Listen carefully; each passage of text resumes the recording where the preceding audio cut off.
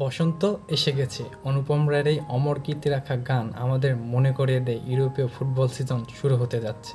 আসুন আমরা এক নজরে জেনে আসি ইউরোপীয় ফুটবল টপ 5 লিগের কোন কোন সময়সূচিতে খেলা, টপ 5 লিগের সময়সূচি এবং টপ 5 লিগে কোন দল টাইটেল কন্টেনার হতে যাচ্ছে সেটা আমরা প্রেডিক্ট করে আসি।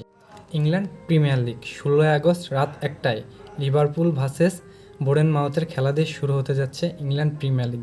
এবং প্রিমিয়ার লিগে আমি লিভারপুলকে এবছরও কি টাইটেল কন্টেনার হিসাবে এগিয়ে রাখবো এবং তারপর চেলসিকে আমি এগিয়ে রাখবো, এটা আমার মতামত। Germany Bundesliga Bayern Munich versus আরবি লাইপজিগ 23 আগস্ট রাত 12:30টায় শুরু হতে যাচ্ছে এই ম্যাচটি, এবং কি এই ম্যাচের মাধ্যমে শুরু হতে হচ্ছে বুন্দেসলিগা।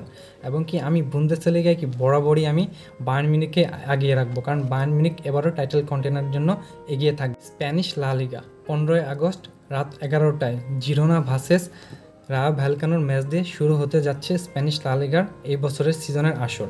এবং কি 16 আগস্ট রাত 11:30টায় বার্সেলোনা ভার্সেস মায়োরকার ম্যাচ আছে।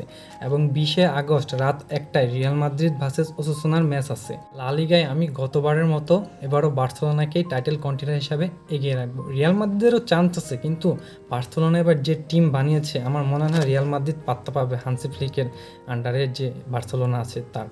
এবার চলুন আমরা জেনে আসি ইতালি সিরিয়া 23 আগস্ট থেকে শুরু হতে যাচ্ছে রাত 11:30টায় জিওনা ভার্সেস লিচের ম্যাচের মাধ্যমে। এবং কি সেম টাইমে নেপোলি ভার্সেস সাসুলোর ম্যাচের মাধ্যমে কি সিরিয়া শুরু হতে যাচ্ছে। এবং কি ইন্টার মিলানের খেলা হচ্ছে 26 আগস্ট রাত 12:45। এবং কি সিরিয়াতে আমার কাছে হট ফেভারিট এবারও কি নেপোলিকেই মনে হচ্ছে। নেপোলি এবার কি টাইটেল কন্টেনার হওয়ার সম্ভাবনা আছে, কারণ তাদের দলটা অনেক ভারী করা হয়েছে।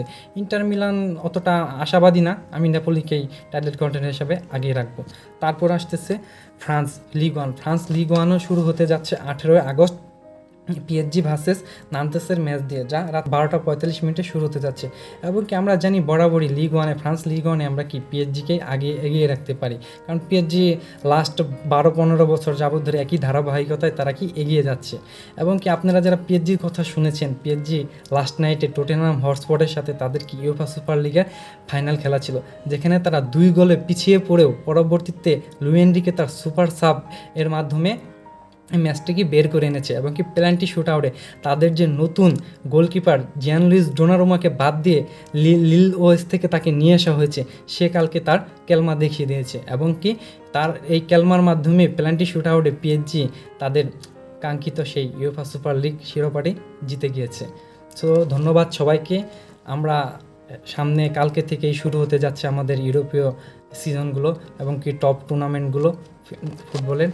আমরা আশা রাখি সবাই আপনারা রাত জেগে খেলা দেখার জন্য প্রস্তুত হয়ে যাবেন, এবং কি আপনাদের মতামত কমেন্টে জানাবেন আপনারা